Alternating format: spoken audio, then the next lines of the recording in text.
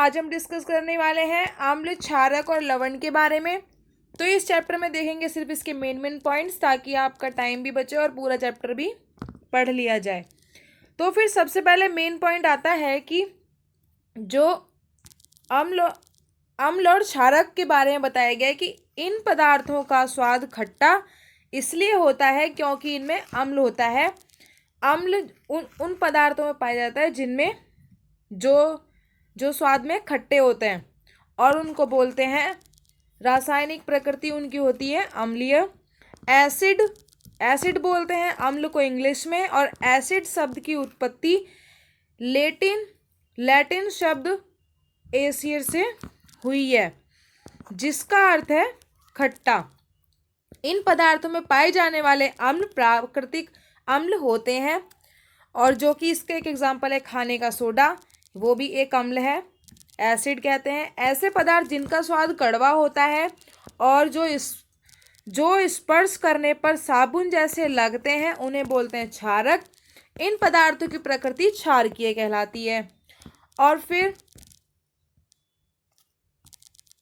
आता है कोई पदार्थ अम्लीय है अथवा क्षारकीय, इसका परीक्षण करने के लिए विशेष प्रकार के पदार्थों का उपयोग किया जाता है। ये पदार्थ सूचक कहलाते हैं। सूचक से हम देखते हैं कि कोई पदार्थ अम्ल है या लवण है या फिर क्षारक है। और हल्दी, लिटमस, गुड़हल की पंखुड़ियाँ आदि कुछ प्राकृतिक रूप से पाए जाने वाले सूचक हैं। इनसे हम पता कर सकते हैं कि आखिर ये क्या है, अम्ल है या कुछ भी है, जो भी है, अम्ल, क्षारक और लवण। और देखते हैं कि एसिडिक अम्ल सिरके में पाया जाता है। चींटी के डंक में होता है फॉर्मिक एसिड। नींबू के रस में, जैसे कि नींबू और संतरे में पाया जाता है साइट्रिक अम्ल। दही में पाया जाता है लैक्टिक अम्ल। पालक में पाया जाता है ऑक्सिक अम्ल। और आंवले में पाया जाता है एस्कॉर्बिक अम्ल, विटामिन सी। सिट्रिक फल जो होते हैं, और इमली, अंगूर, कच्चे आम आदि में पाया जाता है टार्टरिक अम्ल। और क्षारक किस में पाया जाता है? क्षारक पाया जाता है चूने के पानी में। चूने के पानी में कैल्शियम हाइड्रोक्साइड, खिड़की के कांच आदि साफ करने के लिए उपयुक्त मार्जक अमोनिया हाइड्रोक्साइड, और साबुन में सोडियम हाइड्रोक्साइड, पोटेशियम हाइड्रोक्साइड, और दूध या मैग्नीशियम में मैग्नीशियम हाइड्रोक्साइड। तो ये हो गया।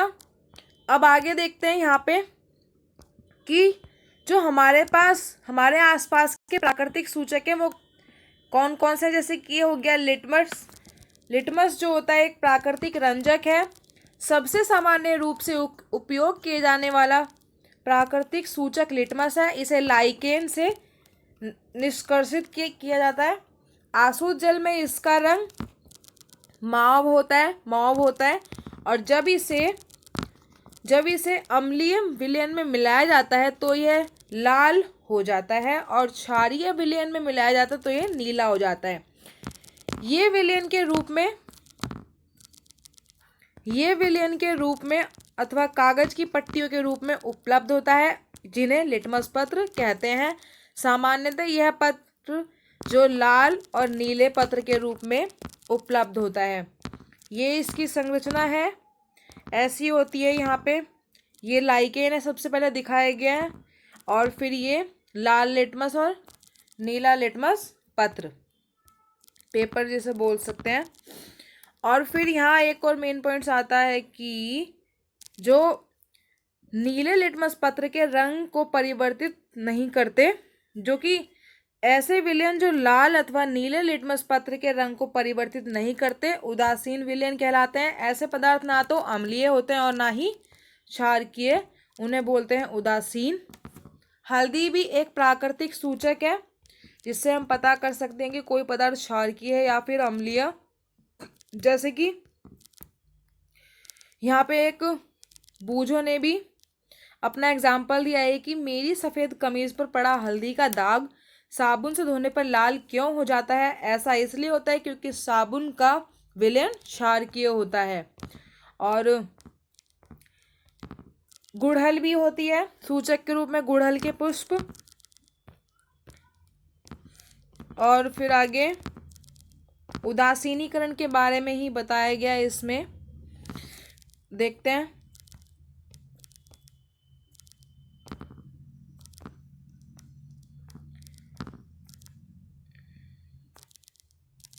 जब विलयन क्षारकीय होता है तो फिनोल्फ्थेलिन गुलाबी रंग देता है। इसके विपरीत जब विलयन अम्लीय होता है तो यह रंगहीन रहता है। जब किसी विलयन में क्षारकीय विलयन मिलाया जाता है तो दोनों विलयन एक दूसरे के प्रभाव को उदासीन कर देते हैं। जब किसी अम्ल और क्षारक के विलयन को उचित मात्रा में मिलाया जाता है तो यह विलयन की प्रकृति ना तो अम्लीय रहती है और ना ही क्षारकीय। दूसरे शब्दों में अगर कहा जाए तो अम्ल तथा क्षारक दोनों की प्रकृति लुप्त हो जाती है। इस प्रकार बना विलयन ना तो अम्लीय होता है और ना ही क्षारकीय, वो होता है उदासीनीकरण, जो जिनमें उदासीकरण हो जाता है। और उदासीनीकरण अभिक्रिया में नया पदार्थ निर्मित होता है जिसे बोलते हैं लवण। लवण अम्लीय, क्षारकीय तथा उदासीन प्रकृति का हो सकता है। अतः उदासीनीकरण को निम्न रूप से परिभाषित कर सकते हैं, जैसे कि किसी अम्ल और किसी क्षारक के बीच होने वाले अभिक्रिया उदासीनीकरण कहलाती है। इस प्रक्रम में ऊष्मा के निर्मुक्त होने के साथ साथ लवण और जल निर्मित होते हैं, तो इस प्रकार बनता है जल। अब हम जानते हैं कि अम्ल वर्षा के बारे में। अम्ल वर्षा क्या होती है वो जानते हैं। जब वर्षा जल में अम्ल की मात्रा अधिक होती है तो वह अम्ल वर्षा कहलाती है। वर्षा जल में ये अम्ल कहाँ से आता है? वर्षा जल अम्लीय इसलिए हो जाता है क्योंकि carbon dioxide, sulphur dioxide, nitrogen oxide और जैसी गैसें जो वायु में प्रदूषकों के रूप में निर्मुक्त होती हैं, वर्षा में घुलकर क्रमशः कार्बोनिक अम्ल, सल्फ्यूरिक अम्ल और नाइट्रिक अम्ल बनाती हैं। अम्ल वर्षा भवनों, ऐतिहासिक इमारतों, पौधों एवं जंतुओं को भी क्षति पहुंचाती है। तो इस प्रकार होती है एसिड रेन, जिसे बोलते हैं अम्लीय वर्षा। तो यहाँ पर एक फॉर्मूला भी दिया हुआ है। और फिर दैनिक जीवन में उदासीनीकरण के का उदाहरण हो सकते हैं जिसमें अपाचन। हमारे अमाशय में हाइड्रोक्लोरिक अम्ल पाया जाता है। अमाशय में अम्ल की आवश्यकता से अधिक मात्रा होने से अपाचन हो जाता है। अपाचन से मुक्ति पाने के लिए हम दूध या मैग्नीशियम जैसे कोई प्रति अम्ल लेते हैं जिसमें मैग्नीशियम हाइड्रोक्साइड होता है। और फिर सोडियम अथवा कैलेमाइन विलयन मिलकर उदासीन किया जा सकता है जिसमें जिंक कार्बोनेट होते हैं। मृदा उपचार भी होता है जिसमें रासायनिक उर्वरकों का अत्यधिक उपयोग मृदा को अम्लीय बना देता है। यदि मृदा अत्यधिक अम्लीय अथवा अत्यधिक क्षारकीय हो तो पादपों की वृद्धि अच्छी नहीं होती। जब मृदा अत्यधिक अम्लीय होती है तो उसमें भुजा हुआ चूना मिलाया जाता है और भुजा हुआ चूना जिसे क्षारकों से उपचारित किया जाता है। यदि मृदा क्षारकीय हो तो इसमें जैव पदार्थ मिलाए जाते हैं। जैव पदार्थ मृदा में अम्ल निर्मुक्त करते हैं जो उसकी क्षारकीय प्रकृति को उदासीन कर देते हैं। और कारखानों के अपशिष्ट में भी यूज होता है। कारखानों के अपशिष्ट को जलाशयों व नदियों में विसर्जित करने से पहले क्षारकीय पदार्थ मिलाकर उसको उदासीन किया जाता है। तो यहाँ पर होता है हमारा चैप्टर खत्म। इस वीडियो में हमने बहुत कुछ जान लिया है। और फिर यहाँ पे लास्ट में एक पॉइंट और आता है डीएनए के बारे में।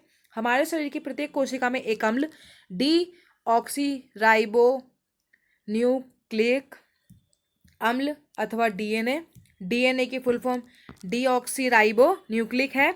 और यह शरीर के अनेक व्यक्तिगत गुणों जैसे हमारे रंग रूप, आँखों के रंग, ऊंचाई आदि का निर्धारण करता है। सभी प्रोटीन जो कि हमारी कोशिकाओं के भाग होते हैं भी अमीनो अम्लों के बने होते हैं। हमारे शरीर में पाई जाने वाली वसा और वसा अम्ल होते हैं।